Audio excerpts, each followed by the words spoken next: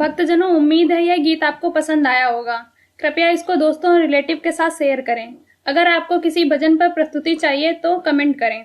हम आपके लिए इस चैनल पर उस भजन को प्रस्तुत करने का प्रयास करेंगे। अगर आपने हमारे YouTube चैनल को सब्सक्राइब नहीं किया है तो तुरंत सब्सक्राइब करें और बेल आइकन दबाना बिल्कुल ना भूलें। धन्यवाद।